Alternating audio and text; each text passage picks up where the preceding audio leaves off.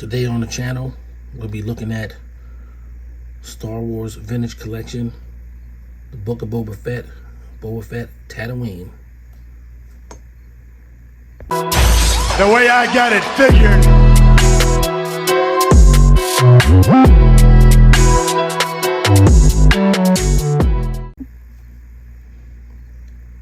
Okay guys, so Book of Boba Fett, Tatooine, deluxe figure in the Vintage Collection line.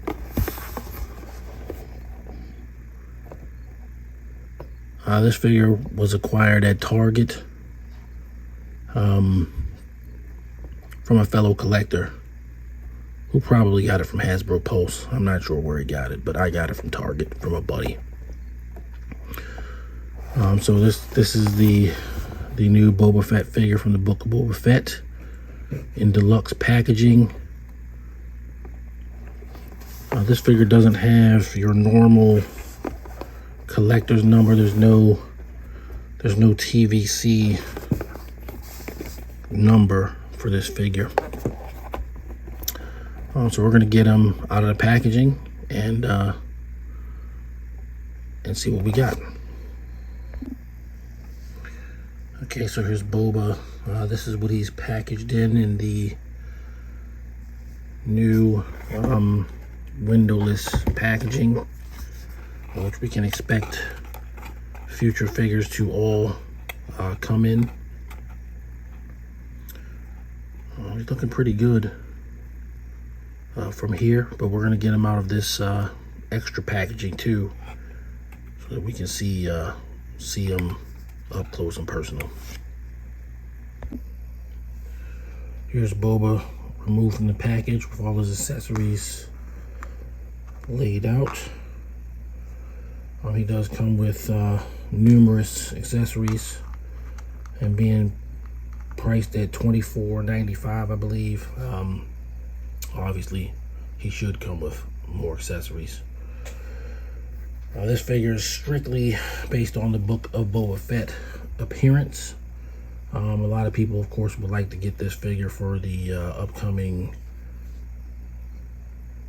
Jabba's Palace playset, which is designed, I guess, more for Boba than it is really for Jabba. But there's also another Boba Fett based on his appearance on The Mandalorian, Boba Fett Morak. So be on the lookout for that. Some people already have it. In the United States, it's going to be a Target exclusive, so we'll see how that goes.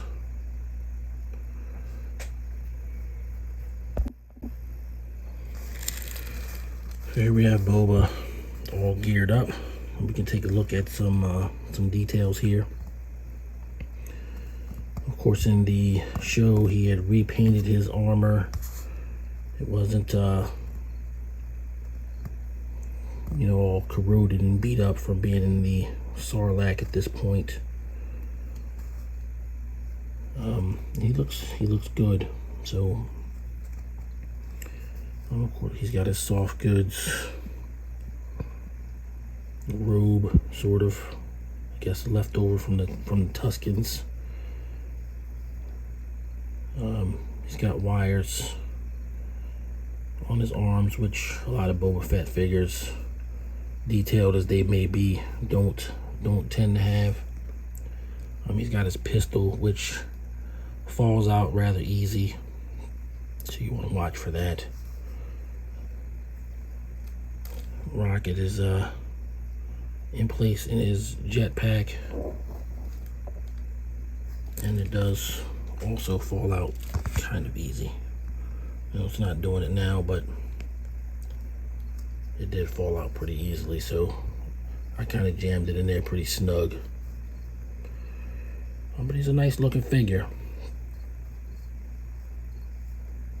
If you're a sort of a costume completionist like I am, then you still need the Morak version of Boba Fett to have all of his looks. And that one's on a regular vintage card with a, you know, a vintage collector's number, if you're into that too. I have not, as yet, put his blast effects in the jetpack, so we're going to see that live. See how that works out. Ooh. Yeah, well. So the jetpack nozzles sort of articulate a little bit. Probably just rubbery. And as you can see, it's not easy to get these in here. In fact, I can't get this one to stay in. There we go. Well, it's in there. It's not the best. Looks kind of crooked. I love blast effects. Anything that can have blast effects, I would like to have blast effects. But, you know, but they need to work. It's not enough to have blast effects if they don't work.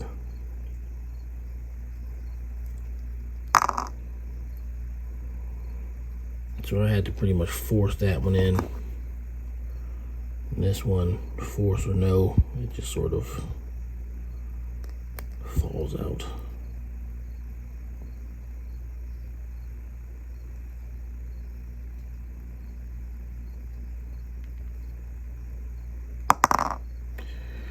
So yeah, blast effects are a little bit on the difficult side to get them to stay in. Sorry, I don't want to block the figure. I just want to, yeah, so obviously somewhat marring the beauty of the figure is the fact that an accessory it comes with doesn't really work out all that well. I'm gonna go ahead and say these aren't that good. But these pegs, they're very small, so there's not really a lot of compatibility between other sets. I like, you know, like the idea perhaps of using these for some blaster, maybe, you know, Transformers figure or something like that, but it seems to only work for this figure, and then it doesn't really work all that well.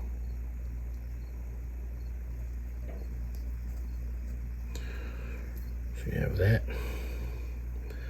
As far as articulation, of course, he has all the movement that all the new Tool Star Wars figures seem to have. Ankle rockers and such.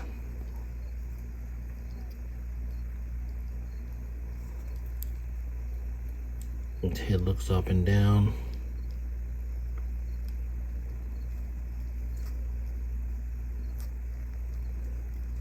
Doesn't really seem to have any ab crunch, but that's not, you know, uncommon for a vintage collection figure. But he's fairly articulate.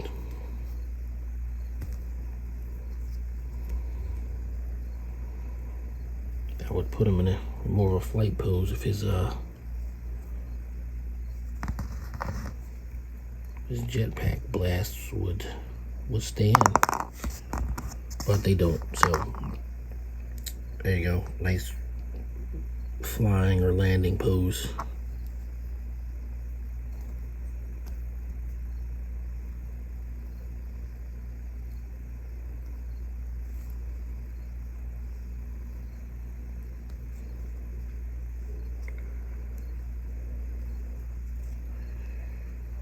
It's gonna be cool. So Boba Fett is now the Daimyo of Tatooine, and in the show, which I suppose I can say was okay. It was good. It wasn't great. It did have some awesome moments in it, like Cad Bane. And Boba Fett has some kind of prophetic dreams of family and everything. And I actually subscribe to a theory that some kind of way Boba Fett will end up being the Mandalore. In the Mandalorian, in the book of Boba Fett, there was a whole episode that had the Mandalorian in it, which barely had Boba Fett. And the Mandalorian, Din Djarin, was having issues with the Darksaber, and the myth of the sword was discussed. And a lot of those things fit things that happened in the book of Boba Fett, but to Boba Fett, you know, the myth of sword doesn't really exist anymore. But Boba rode, you know, I guess kind of like the next best thing, which is a Rancor. And let me discuss these Stormtrooper heads. So of course it comes with 2 Stormtrooper heads, and these heads have ball joints on them. So theoretically, there are Stormtrooper figures that you can swap the heads out for and put these damaged Stormtrooper helmets on. Well, here's the ball joints, just so that you can see them. And they're pretty cool props otherwise.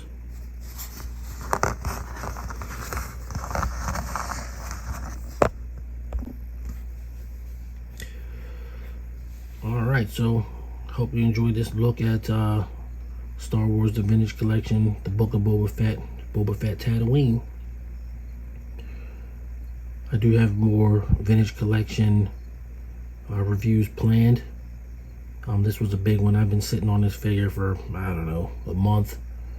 And I'm trying to accelerate my schedule to get reviews out to you guys faster. Accelerate to slow down. But if you did like this video, you know, please give me a like and a subscribe and leave a comment. And I want to thank you for watching the video, and I hope to see you guys all on the next one. Stay safe.